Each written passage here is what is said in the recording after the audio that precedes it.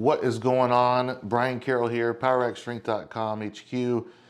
If you like my content, please like, subscribe, and share this video. And today we're picking up with another article, and this is called Rest Periods in Strength Training Concerning 1020 Life, Strength Training in General.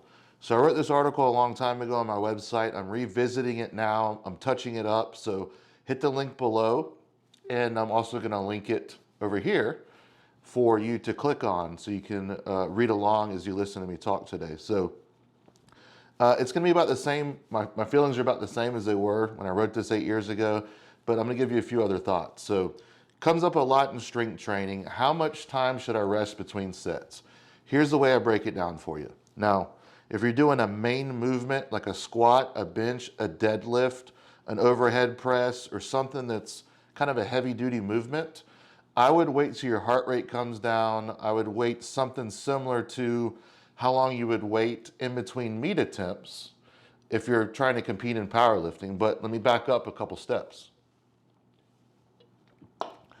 Where are you at in your phase of training and how heavy are you going that day? So to begin with, off season, I don't think it's a bad idea for you to work on getting in better shape, especially with your assistance work. Now with your main lifts, you can still move faster if you want to. Here at PRSHQ, currently, we're moving very fast through our training sessions. We're getting through them in basically an hour and some change. Some days we squat, deadlift, and we might do some belt squats or good mornings or something like that and stir the pot, and we're done with 4 people within an hour and like 10 minutes. So right now, we're in like an off-season type training. I'm retired. The guys aren't prepping for anything right now. So we're moving at a fast pace, doing moderate volume, but getting it done pretty quick. We're kind of going when the weight's changed out.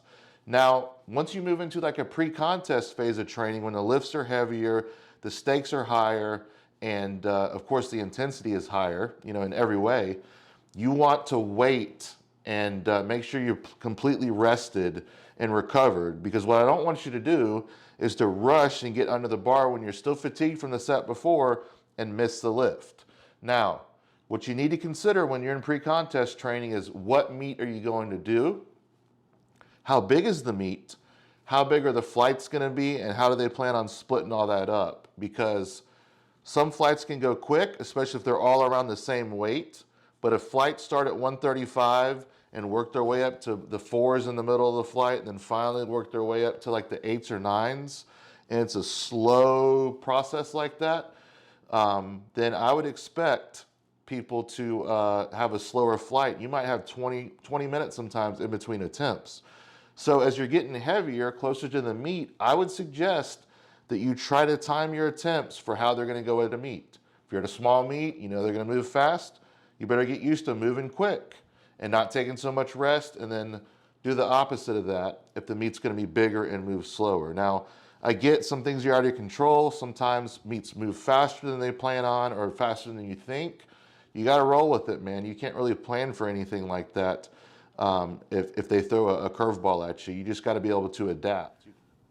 Hello, I want to talk to you real quick about my CBD line. Now, I don't want to do a Patreon account. I don't want to hide certain videos on this account that I think are very valuable. So I'm asking you, if you like CBD, to support my channel, to try out my products. I have great 100% CBD isolate products. I have the isolate drops in both natural flavor and cinnamon, 100% CBD, no THC in it whatsoever. The testing's on the website.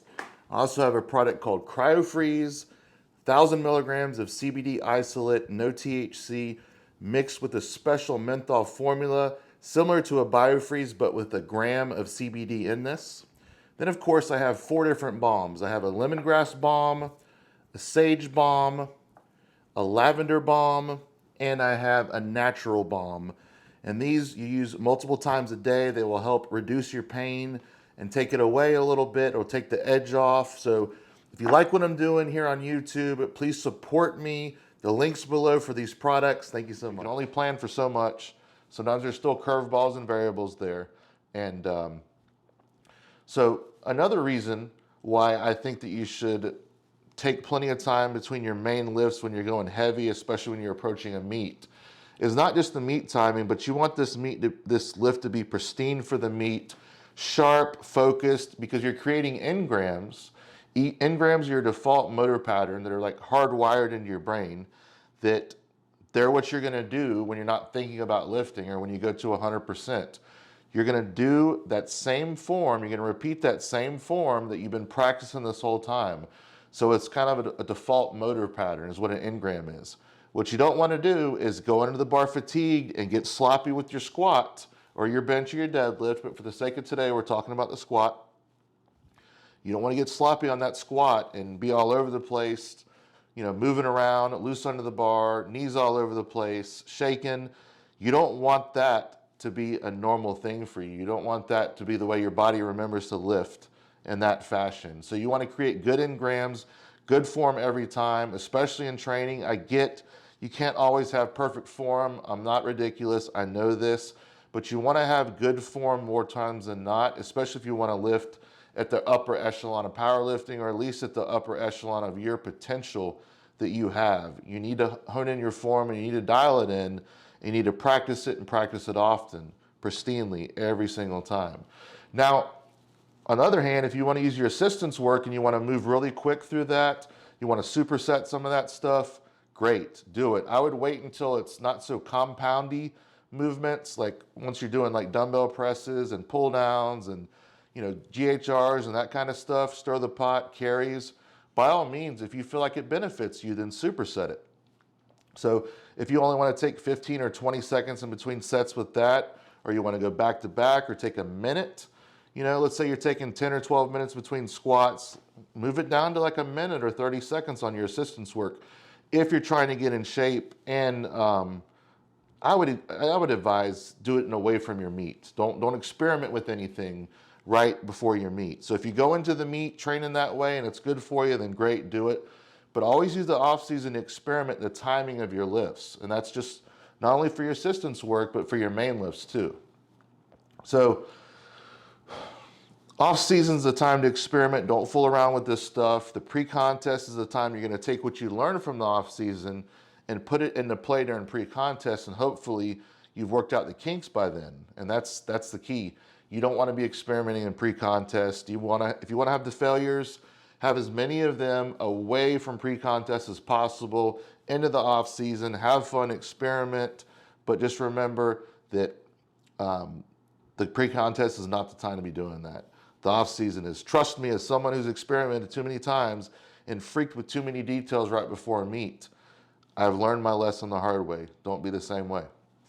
So in closing, there's many ways to go about this. People might have a different formula. This is what's worked for me. Only one time can I remember that I was really tired before an attempt, and I happened to have only 5 people in my flight. And this was a 2017 Arnold, and I missed my deadlift at the top because I was still tired and just wasn't recovered and kind of gassed out. And I only had 5 people in my flight because everyone had bombed out. They had an afternoon session that was due to start in like 30 minutes or something like that. So it is what it is.